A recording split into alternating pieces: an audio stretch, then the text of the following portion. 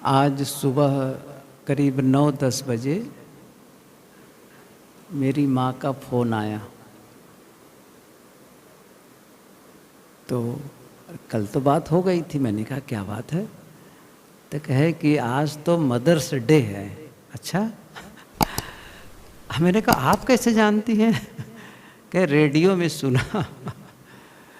तो बहुत अच्छी बात है माँ, आपका आशीर्वाद मिले। तो फिर और कुछ कहना? मैंने कहा मेरा सौभाग्य है कि आप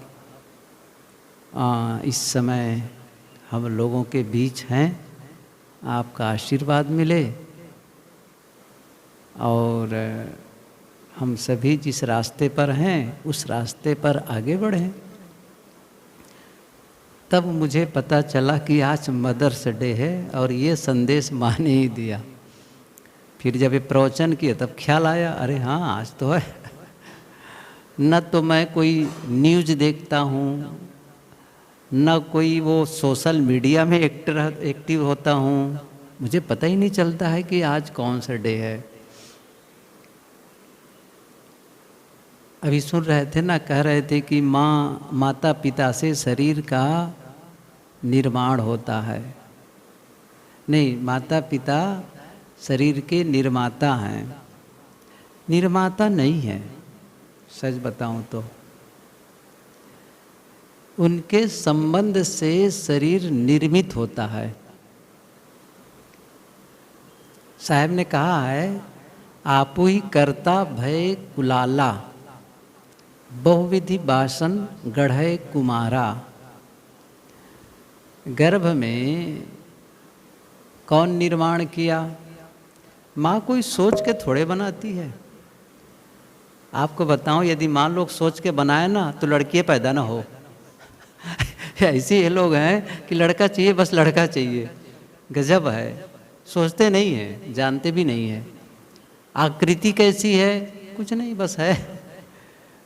अपने ही कर्म संस्कारों के माध्यम से बनता है, कोई अलग नहीं है। महत्वपूर्ण जन्म नहीं है और महत्वपूर्ण मृत्यु नहीं है।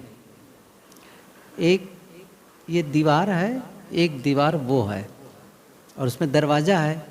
एक दरवाजे से आते हैं और दूसरे दरवाजे से चले जाते हैं और सदा सदा के लिए चले जाते हैं। फिर बस इतनी ही यात्रा है।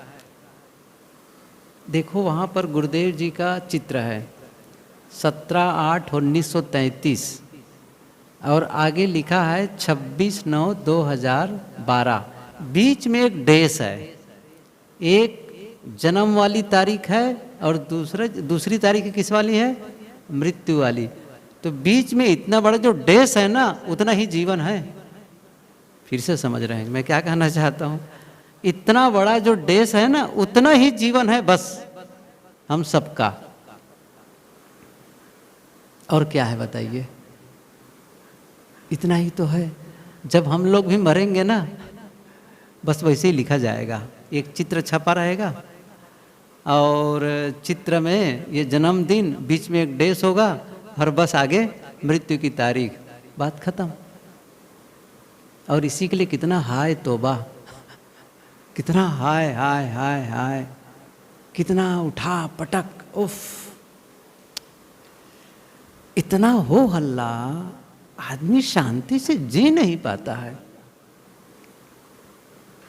इतना ही तो चाहिए ना, पेट भर भोजन मिल जाए, पहनने को कपड़े मिल जाए, रहने के लिए कोई जगह मिल जाए, बस, और मन प्रसन्न रहे।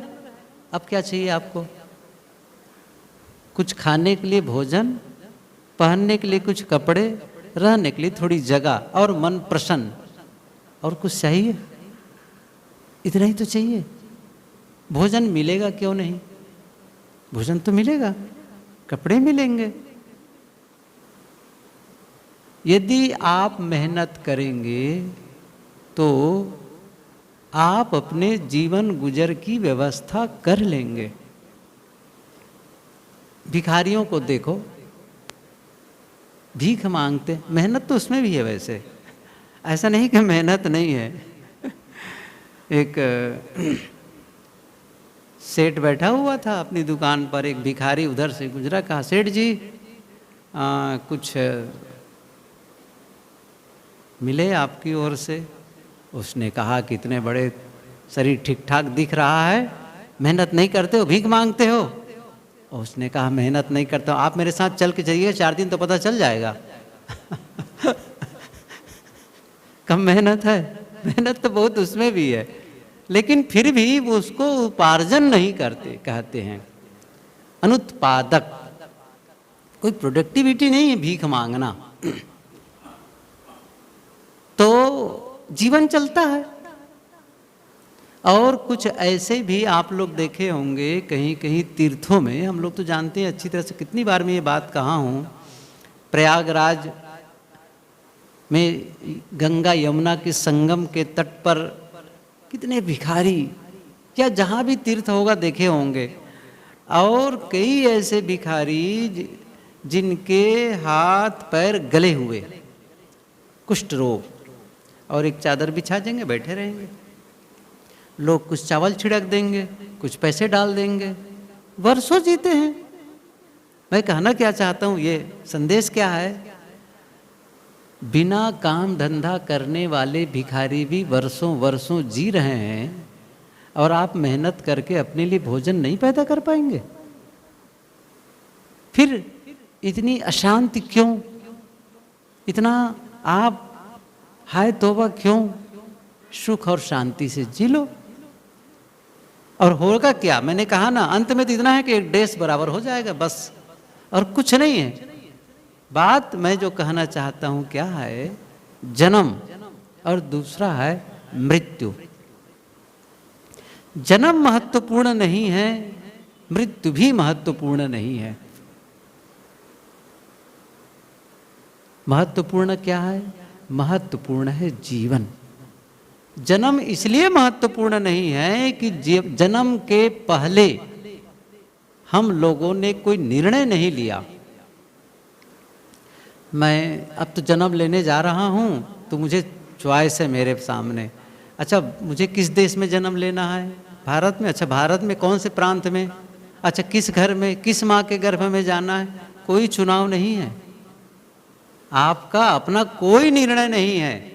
और जिसमें आपका अपना कोई चुनाव नहीं है, उसका महत्व क्या है, उसमें आप कुछ नहीं कर सकते, उसका कोई महत्व नहीं है।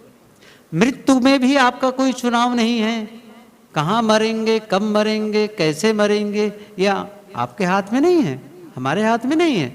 लेकिन कैसे जिएंगे ये हमारे हाथ में है, और यही सबसे ज़्यादा महत्वपूर्ण है। न अतीत न भविष्य, वर्तमान महत्व किसका है, वर्तमान का, वर्तमान का।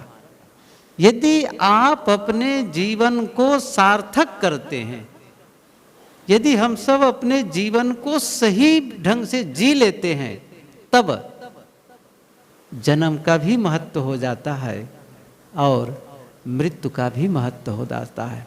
अर्थात जन्मदिन का भी महत्व है।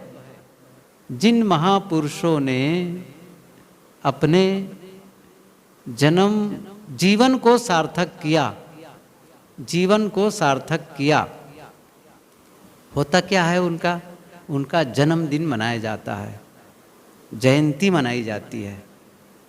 मृत्यु दिवस निर्वाण दिवस के रूप में, जिस दिन उनका शरीर का अंत हुआ ना, और यहाँ तक जहाँ वो रहे वो तीर्थ बन गया, जहाँ उसने कार्य किया, तपस्या की, जहाँ वो केवल निवास किए, लोग आज वहाँ जा कर के अभी भी लगता है कि वहाँ जाने से बड़ी शांति मिलती है।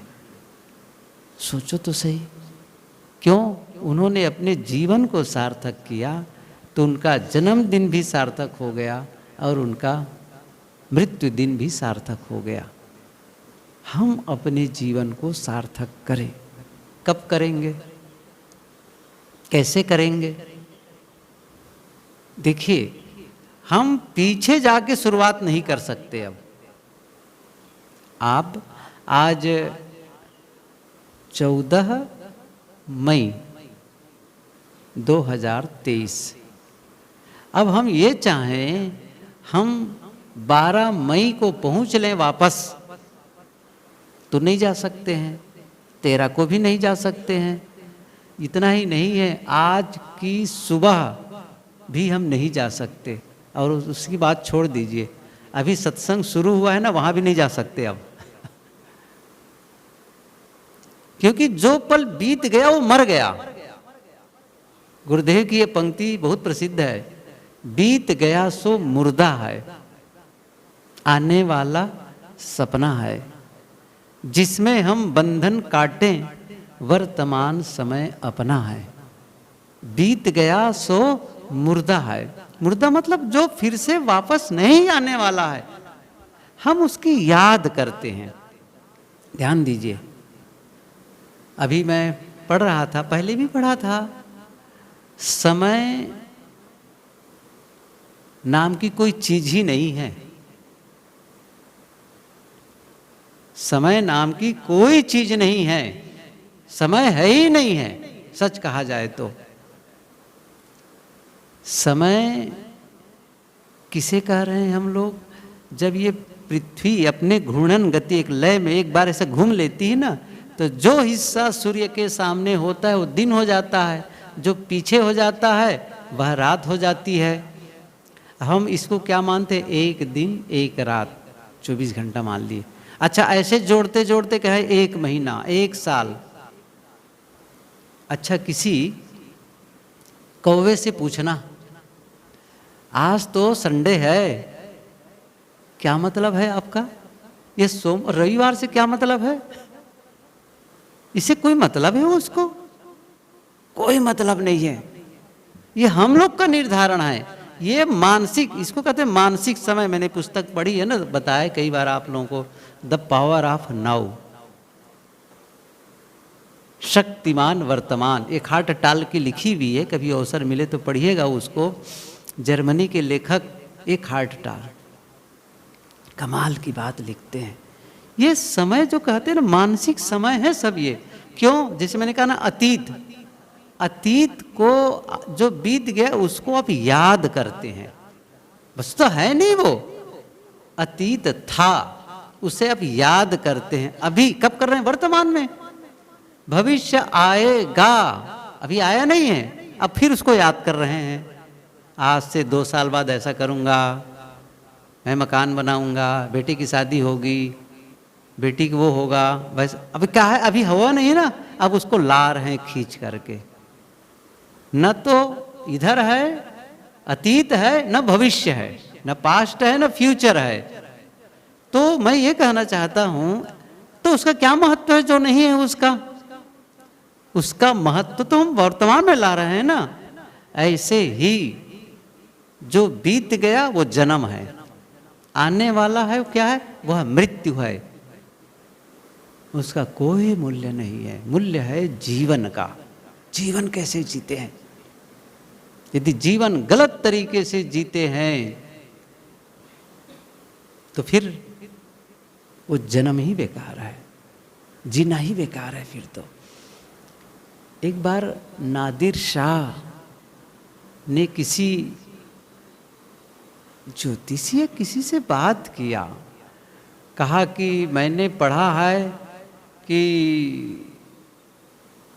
रात में यानी कितने घंटे से ज़्यादा नहीं सोना चाहिए। कितने घंटे बताए थे कि ज़्यादा सोना अच्छा नहीं होता है। तो क्या इसका अर्थ है?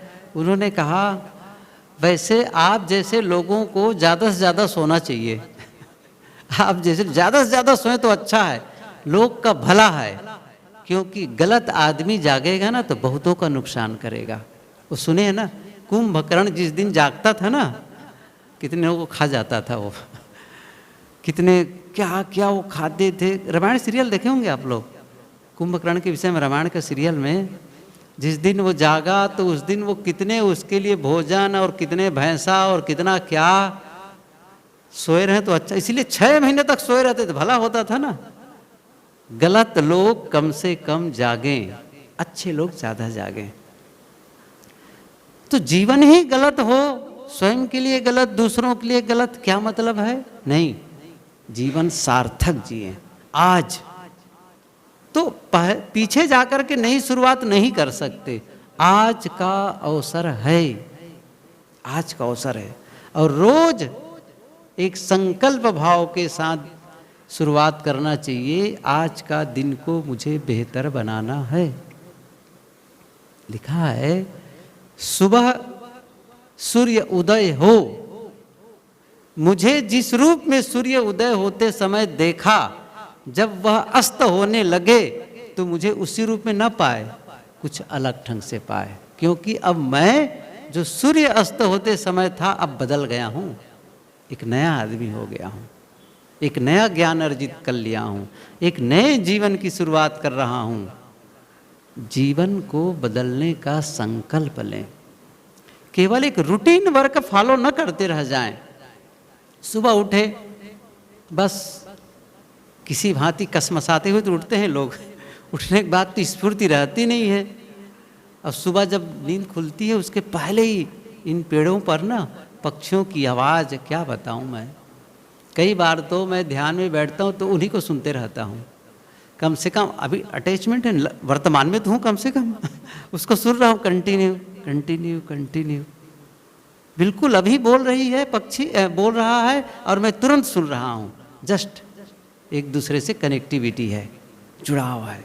मैं अभी प्रेजेंट मोमेंट में हूँ, शांत। इतनी आवाज़, इतने बोलते हैं, क्या कहूँ मैं, इतना आनंद से फुदकते हैं। सुबह जब वॉकिंग में भी जाता हूँ देखता हूँ कुत्ते यहाँ से वहाँ भागते रहते हैं, मतलब इतना मज़ा आता है उनको भागने में भी। और हम सब उठते हैं, तब हम सब उठते हैं ना बस यूं ही ऐसा लगता है जैसे बहुत दिनों से आलस से घिरा हुआ है। नहीं, स्फूर्ति नहीं है जीवन में, स्फूर्ति नहीं है, ऊर्जा नहीं है, आलस्य से घिरे हुए हैं। कैसे जीवन जी रहे हैं आप?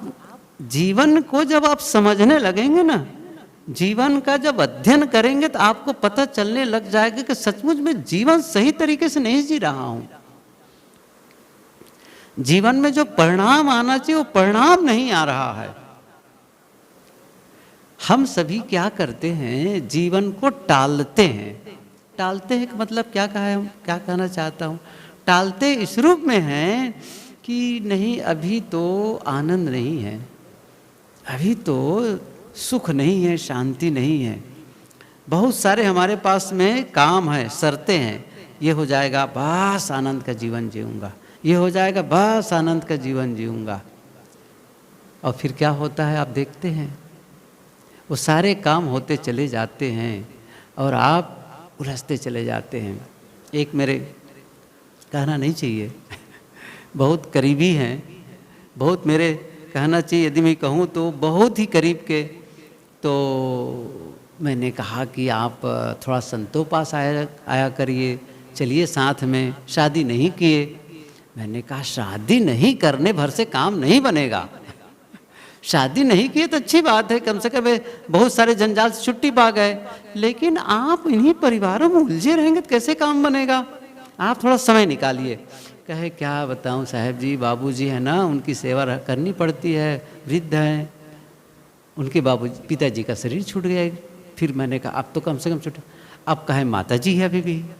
अरे अब माता जी कई दिनों से बीमार रही, चलो अब माता जी का भी शरीर छूट गया, वो भी खत्म, अब कैसे हैं? अब क्या करे साहब, वो छोटे छोटे बच्चे आते हैं भाई मैंने कहा गजब तमाशा है आदमी कैसा है ये, मतलब निवृत्त नहीं होना चाहता है, मतलब कब भोगेगा सुख, कब आनंद लेगा?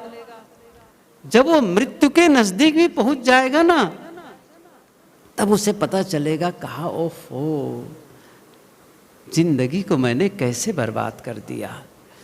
कहा जाता है औरंगजेब के विषय में, औरंगजेब बड़ा अजब आदमी है, वो भी रहा, कितने बूढ़े हो गए थे, 90 साल के लगभग हो गए थे, और इधर कहीं शायद महाराष्ट्र के जंगलों में कहाँ पर वो अपना तंबू तान करके, अब मैं तो इतिहास का विद्यार्थी रहा नहीं, सुना गुरुदेव से वही जानता हूँ मैं, हो सकता है कुछ मिस्टेक हो, तो वो यहाँ तंबू गाड़ करके अपने राज्य विस्तार के लिए लड़ाई कर रहे थे। अभागा आदमी, सोचो तो सही, इस अवस्था में। और जब मरने का करीब आया तो अपने बच्चे को लिखा, जिंदगी बेशकीमती थी लेकिन मैंने इसको यूं ही खो दिया, और अब मौत का समय आ गया है और मैं भीतर से बहुत डरा हुआ हूं, क्योंकि जब अल्लाह ताला के पास जाऊंगा क्या जवाब दूंगा, क्या जवाब दूंगा। पारसियों की एक पुस्तक है, बहुत पवित्र और प्रसिद्ध पुस्तक, पारसी परंपरा की, तालमुद। उसमें एक बात आई है, लिखा है कि जब परमात्मा तुम्हें, जब मरोगे ना तो परमात्मा मिलेंगे, तो परमात्मा यह नहीं पूछेगा कि कौन कौन से पाप किए, क्या क्या गलतियां की, इसका वो हिसाब नहीं लेगा। बड़ा उदार दिल है उसका, वो हिसाब नहीं लेगा कितनी गलतियां की, कौन कौन से पाप किए। वो क्या पूछेगा? वह पूछेगा तुमको सुख के लिए भेजा था, तुमने सुख क्यों नहीं भोगा? किस लिए भेजा था? सुख पाने के लिए भोगा, तो तुमने सुख क्यों नहीं भोगा? क्या उत्तर देंगे आपको? आपको शांत रहने के लिए भेजा है ना, मनुष्य का जीवन मिला है, शांति का अनुभव करो, आनंद का अनुभव करो। क्यों दुख का अनुभव कर रहे थे? क्यों अशांति का अनुभव कर रहे थे? क्यों बीमारी का अनुभव कर रहे थे? क्यों पीड़ा का अनुभव कर रहे थे? क्यों लड़ाई झगड़ा का अनुभव कर रहे थे? इसका मतलब है नासमझी भरा जीवन जी रहे थे। क्या मतलब है? आज अवसर है, समझें, जीवन को रीसेट करें, समझ रहे हैं ना, रीसेट, फिर से उसको सिस्टम दे, फिर से एक ऐसे सिस्टम में ले आए जीवन को। मैंने क्या कहा, आज के पहले आप नहीं जा सकते, जो बीत गया ना उसमें नहीं जा सकते।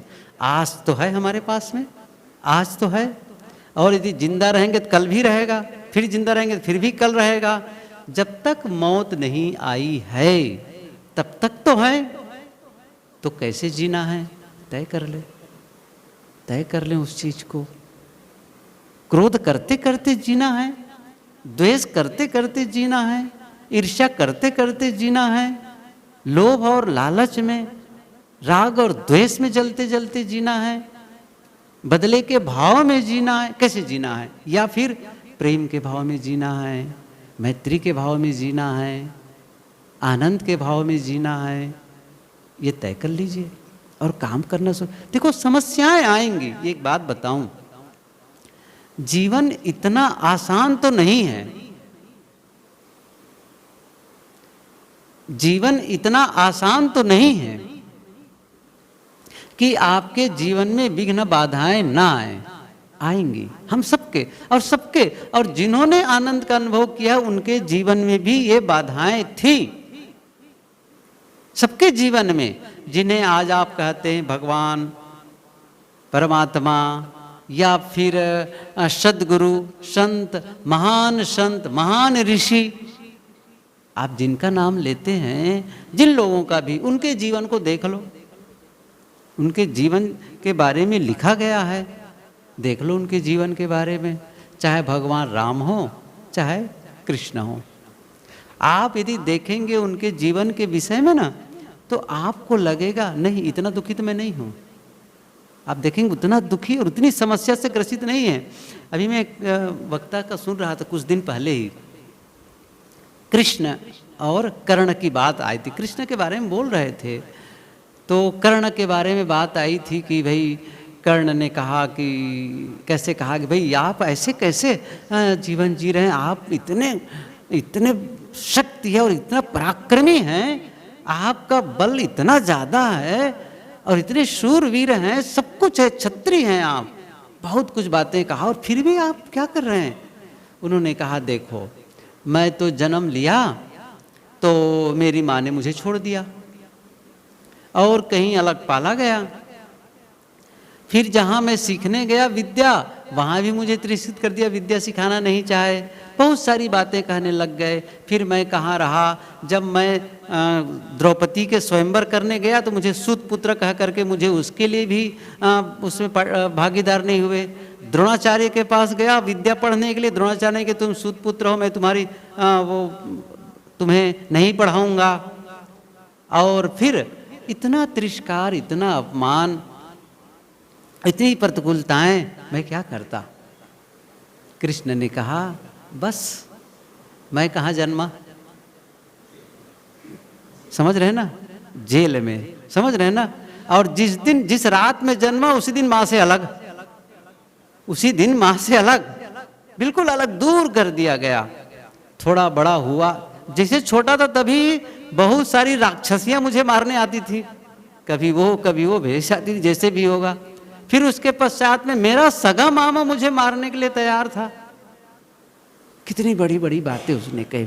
फिर उसके बाद मेरा फूफेजात भाई था शिशुपाल, वो मुझे कितनी गालियां दी, कितनी गालियां उन्होंने दी हैं, सबके बीच में मुझे बेइज्जत किया है। 100 गालियां उन्होंने दी। मैंने कहा तो 100 गालियों तो किसको माफ करूंगा, और ज्यादा हो गया, बस उसी समय उनका वध किया गया है। आप देखें ना, कर्ण शिकायत करता है लेकिन कृष्ण शिकायत नहीं करता है। और इसीलिए तो बंसी बजाता है, इसीलिए तो आनंद की बंसी बजाता है। और हम सब दुख की बंसी बजा रहे हैं। आनंद की बंसी बजाओ। प्रतिकूलताएं आती रहेंगी, जाती रहेंगी, काम होता रहेगा संसार का। आनंद को क्यों टालते हैं, शांति को क्यों टालते हैं, क्यों हटा रहे हैं उस चीज को। ये काम हो जाएगा तब आनंद करूंगा, ये काम हो जाएगा तो मैं सुख और शांति का अनुभव करूंगा। वो सारे काम होंगे। आप देखो, जिन कामों के लिए भी सोचे होंगे ना, जैसे मकान बनाना, बेटे की शादी करना, बेटी के लिए कुछ और करना, अमुक के लिए कुछ करना, आज शरीर छूट जाए ना, अभी आप जानते हैं क्या आपके बच्चों की शादी नहीं होगी? क्या एक घटना नहीं घटी है? ऐसी भी घटना घटती है। शादी का समय होता है, अभी छत्तीसगढ़ की बात है, 2 साल पहले की बात है। लड़की वाले की लड़की को मांगने के लिए बिल्कुल रिश्ता तय हो ही गया था, और उसी समय उनका पिता का शरीर छूट गया एकदम। मैं उस घर में गया, सब कुछ हुआ, जानता हूँ। और फिर उनके बरसी में भी गया था, अभी पिछले समय गया था, तो बताए कि ऐसी सी बात है। और फिर जब मैं पहली बार गया तो उनके पिताजी थे, बाद में गया तो ये स्थिति आ गई। लेकिन लड़की की शादी हो गई, अच्छे घर गई हुई है, सब कुछ है। वो एक लड़की और बची, एक लड़का बचा है, लड़की पढ़ रही है, और उसकी भी शादी हो जाएगी, लड़के हो जाएंगे। कैसे नहीं होगी? आप अनावश्यक बोझ लेकर क्यों घूमते हैं? काम करिए, आप काम करिए। ऐसा नहीं है कि आपको आलस्य करना है या जिम्मेदारी से मुख मोड़ लेना है, लेकिन इन सारे कामों को करते हुए आप आनंद का भी अनुभव करिए, आप सुख और शांति का भी अनुभव करते जाइए। वो आपसे अलग नहीं है कि वहाँ कहीं अलग धरा है शांति, या अलग रखी हुई शांति उसको लाना है। या आप कभी जब द्वारका जाएंगे तभी शांति मिलेगी, रामेश्वरम जाएंगे तभी शांति मिलेगी, प्रयागराज जाएंगे तभी शांति मिलेगी। मतलब वहाँ कहीं ऐसी जगह है जहाँ रखे हुए हैं क्या, या वहाँ सत्य मिलेगा, वहाँ परमात्मा मिलेगा?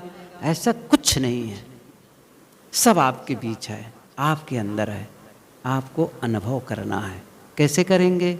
जब आप सही तरीके से जिएंगे, सही ढंग से आपका मन होगा, सही आप सोचेंगे, सही आप बोलेंगे, सही आप करेंगे, सब कुछ बढ़िया करने लग जाएंगे, तो स्वाभाविक रूप से वो आपके बीच आएगा।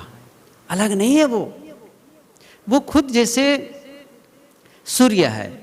अब सूर्य का उदय, तो सूर्य उदय हो आया है, लेकिन आपने क्या किया? चारों तरफ से कमरों को बंद कर दिया, खिड़की दरवाजे सब बंद और पर्दा भी लगा दिए हैं। अब आप कोस रहे हैं, सूर्य नहीं आ रहा है, सूर्य का प्रकाश नहीं दिख रहा है। सूर्य का प्रकाश है, आपको क्या करना है? ओपन कर देना है बस। वो तो आने के लिए तैयार है, बस इनपुट होने वाला है बस। लेकिन हम ही अवरोध किए हुए हैं, हम ही अवरोध किए हुए हैं। कहा जाता है रविंद्रनाथ टैगोर एक बार एक नदी में एक नाव पर बैठा और ऊपर से वैसे झोपड़ी टाइप का बना हुआ था है उसको, और वहीं पर बैठ करके, वो तो कवि थे, गजब के लेखक विचारक थे, और दिया जलाया रात में और वहाँ पर लिख रहे थे। काफ़ी रात हो गई, अब वक्त हो गया, तो इतने में उसने दीपक को बुझा दिया, और जैसे दीपक बुझाया क्या होता है जानते हैं? बाहर जो चंद्रमा का पूरा प्रकाश, चांदनी एकदम से खिड़की और दरवाजों से भीतर आया। कहा ओफ, मैं भी कैसा नादान हूं, चारों तरफ इतनी सुंदरता, इतना प्रकाश, और ये छोटा सा दिया इसको रोके हुए था। इस छोटा सा दिया जला रहा था, यही इसको रोक के रखा था। जैसे ये बुझा वैसे ही वो प्रकाश भीतर खिड़की से प्रवेश कर गया। ऐसे ही हमारे जीवन की ही बात है। आनंद आपसे अलग नहीं है, सुख शांति आपसे अलग नहीं है, लेकिन हमारी जो विपरीत क्रियाएं हैं, विपरीत सोच है, गलत चिंतन है, यही इन सबको, गलत व्यवहार है, वही उसको भीतर उसे अनुभव करने में अवरोध पैदा कर रहा है। आज हमारे पास अवसर है, जीवन को सार्थक करें। यदि हम जीवन को सार्थक करते हैं ना, तो ये समझ लो माता पिता ने हमारे लिए जो मेहनत की है ना, हमको पाल पोस के बड़ा किया है ना, वो भी सफल मानेंगी। मैंने एक अच्छे बच्चे को परवरिश करके बढ़ा दिया, सही ना? उनको भी सार्थक लगेगा कि सचमुच मैंने अच्छा किया। यदि माँ के प्रति कृतज्ञता ज्ञापित करनी है, पिता के प्रति कृतज्ञता ज्ञापित करनी है, गुरु के प्रति कृतज्ञता ज्ञापित करनी है, तो क्या है वह? अपने जीवन को सुंदर बना लो, अपने जीवन को सुंदर बना लो। पूरे यूनिवर्स के प्रति कृतज्ञता ज्ञापित करना यही हुआ, पूरे समाज के प्रति कृतज्ञता ज्ञापित करना यही हुआ। आप एक सार्थक जीवन जिए, स्वयं भी और आपके द्वारा दूसरों को अच्छा सहयोग मिले, दूसरों को भी अच्छा जीवन जीने में आपका कोई सहयोग हो, कंट्रीब्यूशन हो, आप उन्हें हेल्प कर सके कि आप भी सही जीवन जिए, तो क्या होगा? आप अच्छा जी रहे हैं, दूसरों को सहयोग कर रहे हैं, फिर तीसरा कर रहे हैं, सब एक दूसरे के सहयोगी करते चले जाएंगे। एक अच्छा समाज हो जाएगा, एक अच्छा राष्ट्र हो जाएगा। वो पंक्ति है ना, ज्योति से ज्योति जलाते चलो, प्रेम की गंगा बहाते चलो। आपके पास एक ज्योति हो, आप जलाए, फिर जलाए, फिर जलाए, फिर जलाए, पूरा व्यापक प्रकाश हो जाएगा। लेकिन आप अपना भी फूंक देते हैं, अब दूसरा जलता है उसको भी फूंकने जाते हैं। देख लीजिए आप, होता है कि नहीं? अपना जला, उसको फूंक दिए, अब जो दूसरा कोई जल रहा तो ईर्ष्या होती, वो क्यों जला रहा है, उसको ही फूंको, उसको ही फूंको। क्या कंपटीशन है ये, है ना? स्वयं दुखी हैं तो ऐसी कोई बातें करेंगे जो सुखी आदमी उसको भी दुखी बना देंगे। मतलब अपना शिकायत शुरू करेंगे, अपना दुखड़ा रोने लगेंगे। वो भी कहें हाँ क्या करोगे, दुनिया ही ऐसे ही है। अब बेचारा सही सलामत आदमी आपका दुख सुनकर वो भी दुखी शुरू हो गया। गजब है ये। आप सुखी रहेंगे तो हो सकता है दूसरे के दुख को भी आप हटा दें। आप इतनी पॉजिटिविटी से भर जाएं, आप इतने भीतर से एनर्जी फुल हो जाएं कि यदि वो थोड़े बहुत डिप्रेस होके आए आपके पास जैसे आए, और आप इतना उनको पावर दे दें, नहीं ठीक है, आपके आने से मुझे राहत मिली, मैं बहुत परेशान हो रहा था, बहुत अच्छा लगा आपसे बात करके, नहीं तो मैं पता नहीं क्या होता।